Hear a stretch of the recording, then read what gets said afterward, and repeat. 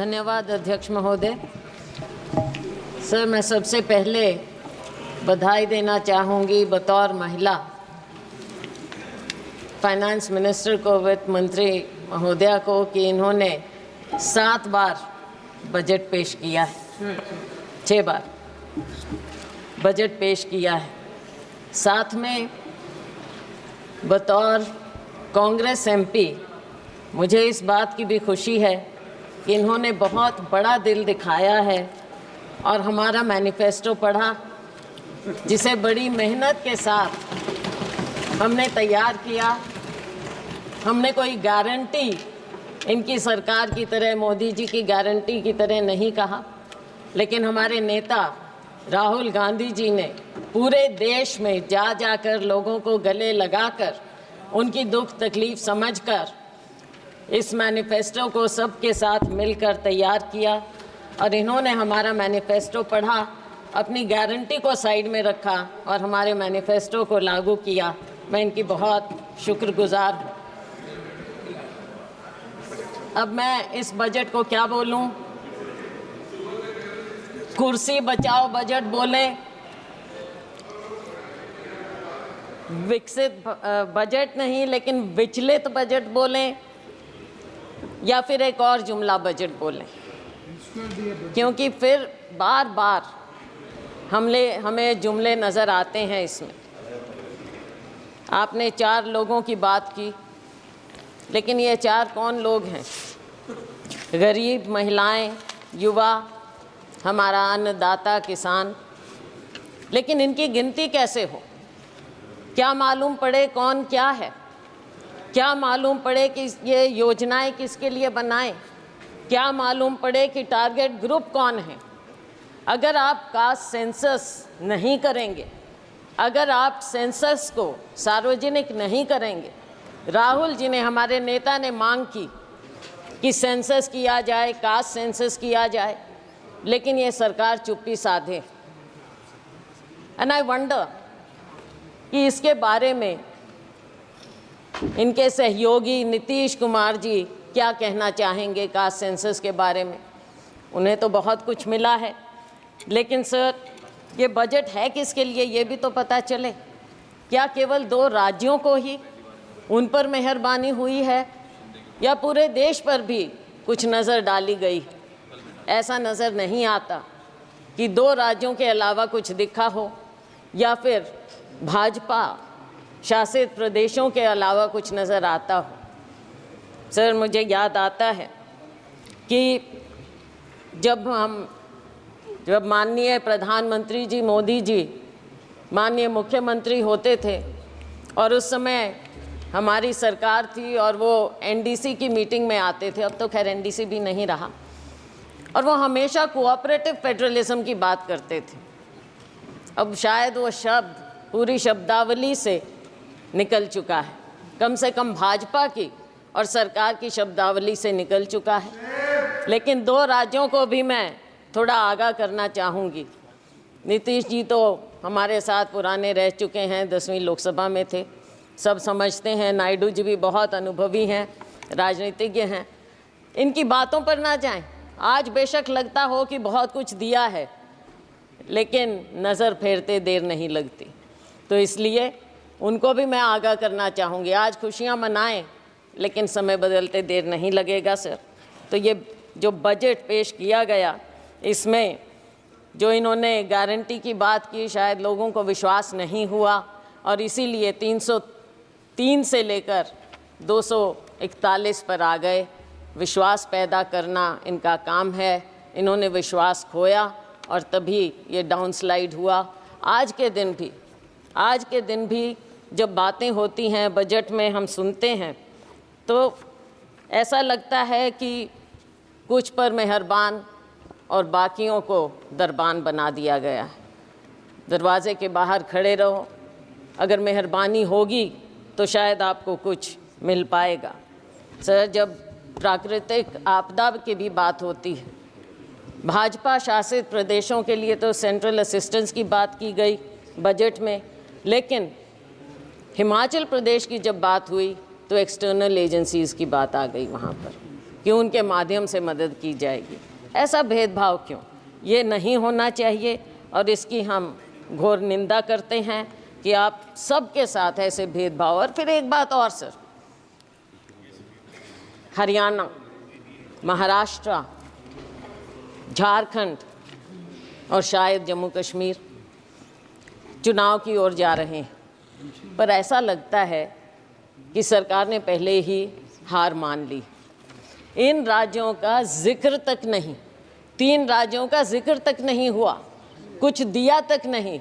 और दुख इस बात का है कि आज 3 केंद्रीय मंत्री हैं हरियाणा से केंद्र में, एक तो मुख्यमंत्री भी रह चुके, लेकिन हरियाणा को कुछ नहीं मिला। मुझे मालूम नहीं कि अंदरूनी इनकी क्या बातें होती हैं, वो तो खैर सार्वजनिक हो नहीं सकती, लेकिन दुर्भाग्य है मेरे राज्य का, हरियाणा का, कि 3 केंद्रीय मंत्री होने के बाद भी हमें हरियाणा को ये कुछ ना दे पाए हैं और नाम तक लेना मुनासिब नहीं समझा। सर, किसान की बात है, किसान की आय दुगनी करने की बात कही गई। स्वामीनाथन कमेटी रिपोर्ट की बात लागू करने की शुरू में की थी, लेकिन बहुत कन्वीनियंटली आसानी से अब स्वामीनाथन कमेटी रिपोर्ट का नाम तक नहीं लिया जाता है।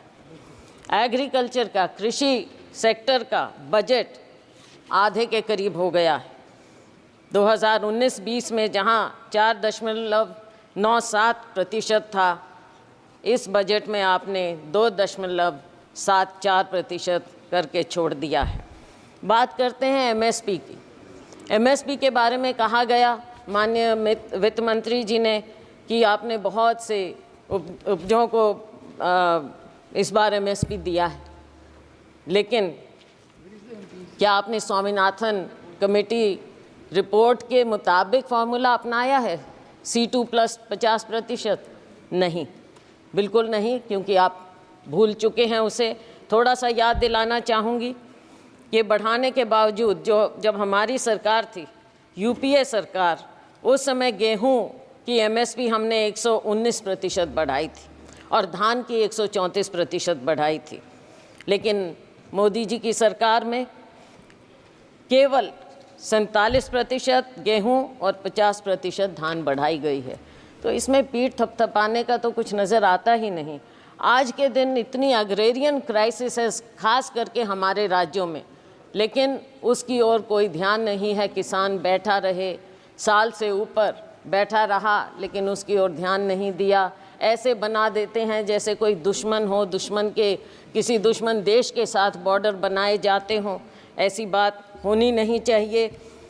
पूंजीपतियों के मित्र हैं, ये दुनिया जानती है, पूंजीपति खास तौर से जानते हैं। किसान अपने दुख को समझते हुए ये जानता है कि केवल और केवल पूंजीपतियों का ध्यान दिया जाएगा। सर, आज हमारी सरकार में 72,000 करोड़ रुपया हमने किसानों का कर्जा माफ़ किया था, लेकिन आपने अपने पूंजीपति मित्रों का 16 लाख करोड़ रुपया माफ़ किया। किसानों की ओर कोई ध्यान नहीं। शायद आपको लगता है कि किसानों का कर्जा माफ़ करेंगे तो वो आलसी हो जाएंगे, पैदावार नहीं करेंगे, काम नहीं करेंगे, शायद यही शंका है, मैंने पढ़ा कहीं पर। और नाबार्ड के मुताबिक हर किसान औसतन 1.35 लाख रुपए के कर्जे में है। ये नाबार्ड का फिगर है, मेरा नहीं। तो साथियों, ऐसी बात नहीं, फिर से वही बात आ गई, मित्रों पर मेहरबानी और किसानों और मजदूरों से बेईमानी। बेईमानी मैंने इसलिए कहा कि शब्द यूज़ नहीं करना चाहिए। नाबार्ड का फिगर है ये? मैं हाँ जी नाबार्ड। मैं ये इसलिए कह रही हूँ क्योंकि आपने समझौता किया किसानों के साथ, और लेकिन आपने वादा खिलाफ़ी की। हर बात में आपने वादा खिलाफ़ी की। कौन सा साल था? 2021, और आज कौन सा साल आ गया है, कौन सा समय आ गया है। किसान अपना दुख लेकर फिर भी बैठा है। किसान को आप उग्रवादी मत करिए, लेकिन आप उसको मजबूर मत कीजिए उग्र होने पर। और मजबूर और मजदूर दोनों बना दिया है आपने, किसान को, मजदूर को, किसी और ध्यान नहीं है। और इसके ऊपर एक और फसल बीमा योजना हमारे यहाँ अपने प्रदेश की मैं बात कर सकती हूँ। फसल बीमा योजना से आप किसान से पैसा तो ले लेते हैं प्रीमियम, लेकिन जब मुआवजा देने की बात आती है तो वो सालों साल बैठा रहता है। मेरी अपनी कॉन्स्टिट्यूएंसी में नरवाना में 3 साल से किसान बैठा है मुआवजे के लिए, उसकी ओर कोई ध्यान नहीं। 3,40,000 करोड़ रुपया आपको प्रॉफिट मिला है बीमा कंपनियों को, लेकिन जब किसान को देने की बात आती है तो वो दर दर भटकता रहता है, कोई उसकी ओर ध्यान नहीं।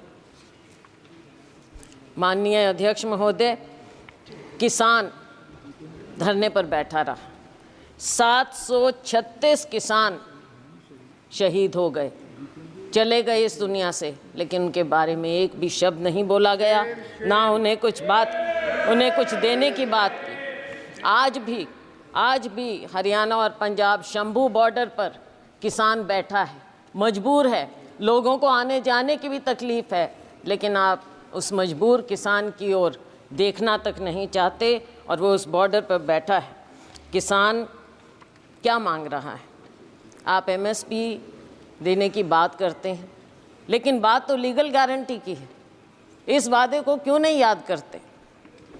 किसान को जब तक आप लीगल गारंटी नहीं देंगे उसके एमएसपी की, तब तक आप किसान के साथ इंसाफ नहीं कर सकते। और ये किसानों से आप पूछ लीजिए, हम जिस अन्नदाता की आपने बात की, अगर अन्नदाता कमज़ोर होगा तो ये देश कभी आगे पनप नहीं सकता, ना किसी का विकास होगा और ना ये विकसित भारत हो सकता अगर किसान और मजदूर इस तरह से मजबूर हो जाएगा। हमने अपने मैनिफेस्टो में उनको लीगल गारंटी की बात की। अगर ये हमारा मैनिफेस्टो का ये बिंदु भी पढ़ लेते तो बहुत अच्छा होता। सर, मज़दूरों की दयनीय स्थिति और ख़ास तौर से ग्रामीण मज़दूर की जो स्थिति हो गई, भारतीय जनता पार्टी के मोदी सरकार के 10 साल में मजदूरी वृद्धि केवल 1% हर साल की गई, उससे भी कम। और अगर मनरेगा की बात करें, मुझे दुख इस बात का हुआ कि मनरेगा का एक बार भी नाम नहीं लिया गया इस पूरे बजट में। और मनरेगा तो वो है जिसे आप पहले नाकारते थे, फिर आपने समझा, आपने उसको अपनाया। बेशक हम पर कटाक्ष करके माननीय प्रधानमंत्री जी ने मनरेगा को अपनाया, लेकिन अपनाया। और अगर कोई सेवियर था कोविड में ग्रामीण क्षेत्र में तो वो मनरेगा था, और आप आज मनरेगा को भूल गए। मनरेगा बजट समय से याद ही नहीं रखते हैं। और गरीब को जब आप याद ही नहीं रखेंगे, मजदूर को ग्रामीण क्षेत्र में सबसे ज़्यादा बुरा हाल है। किसान का और ग्रामीण मजदूर का, खेती और मजदूर का चोली दामन का साथ है। आपने दोनों को भुला दिया है। देश कहाँ आगे जाएगा? केवल पूंजीपतियों के लिए। ग्रामीण क्षेत्र में भी आपने पूंजीपतियों को घुसा दिया, और वो भी बड़े बड़ों को।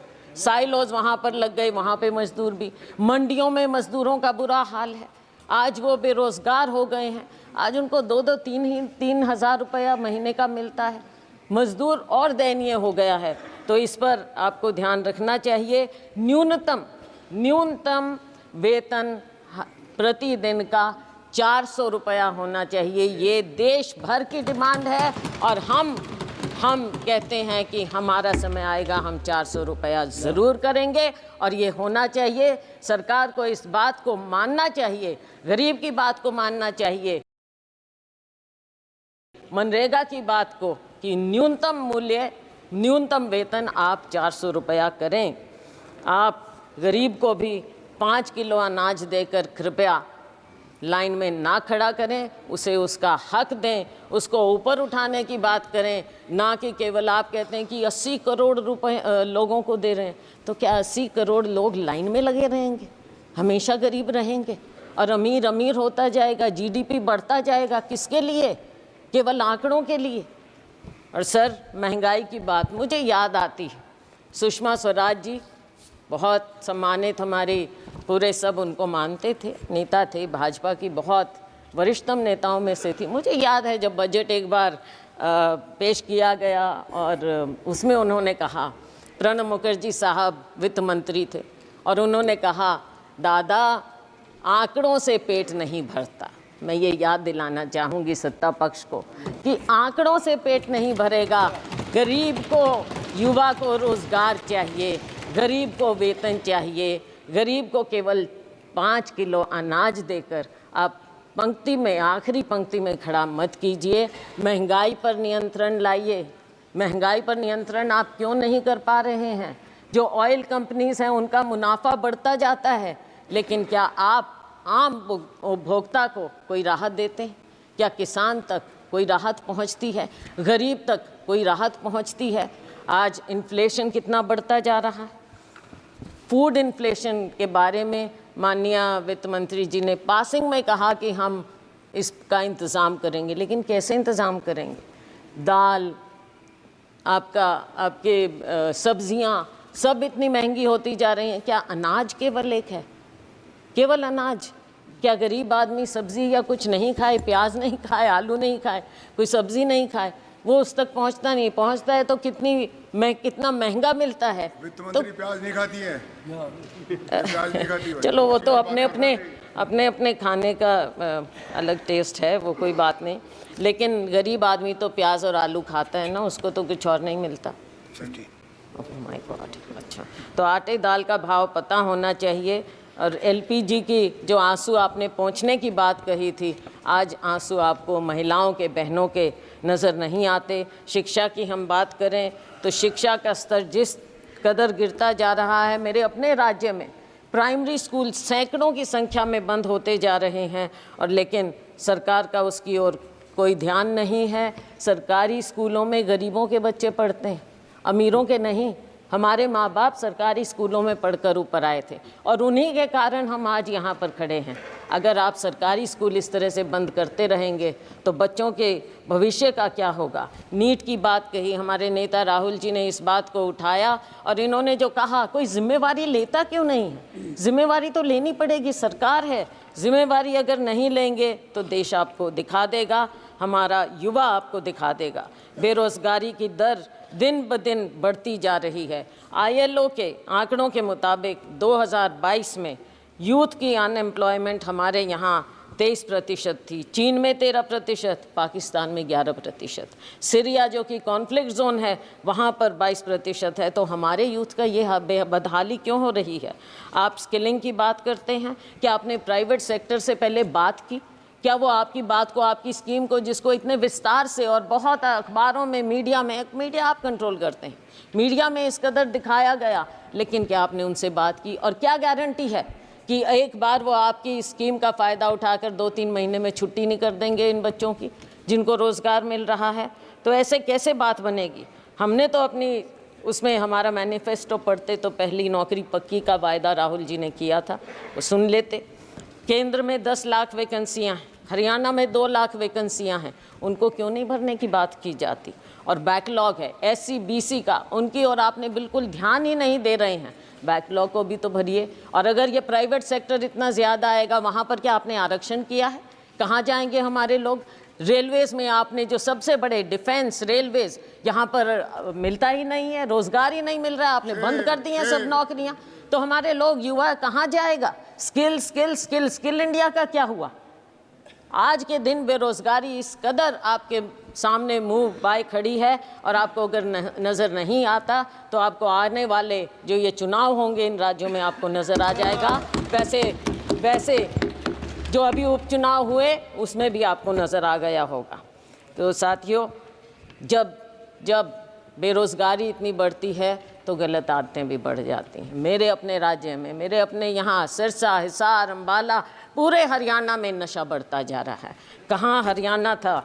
हमारे यहाँ बोलते हैं देसा में देश हरियाणा, जित दूध दही का खाना। लेकिन आज के दिन हरियाणा तो ऐसा हो गया, ऐसा देश हरियाणा हो गया है जहाँ पे अपराध और नशे का ठिकाना बन गया है। कोई देसा में देश हरियाणा। सर 1-2 बिंदुओं पर और केवल मैं नज़र डालूंगी। अग्निवीर की बात है। अग्निवीर के खोखलेपन का पर्दाफाश राहुल गांधी जी ने यहाँ पर इस सदन में किया है। सरकार कितने ही टॉल क्लेम्स करे, लेकिन असलियत अगर आप ज़मीन पर जाएंगे तो आपको पता चल जाएगी। आपने 2 कैटेगरी बना दी है। अगर जो अफसर है और या जो साधारण जवान है सेना में, वो तो शहीद हो जाएगा, उसके परिवार को पेंशन मिलेगी। और जो गरीब का बेटा है, गरीब का बेटा केवल अग्निवीर कहलाएगा, केवल नाम मिलेगा उसे, और क्या मिलेगा?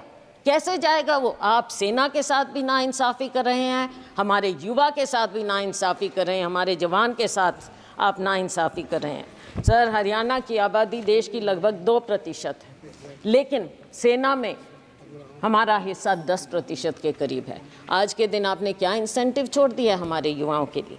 कुछ नहीं छोड़ा। ये योजना पूरी तरह से युवा विरोधी है, जवान विरोधी है और सेना विरोधी है। हम डिमांड करते हैं कि आप अग्निवीर योजना को इमीडिएटली ख़त्म कीजिए और जय जवान जय किसान के नारे को फिर से बुलंद कीजिए। किसान को भी खुशहाल करिए, जवान को भी खुशहाल करिए।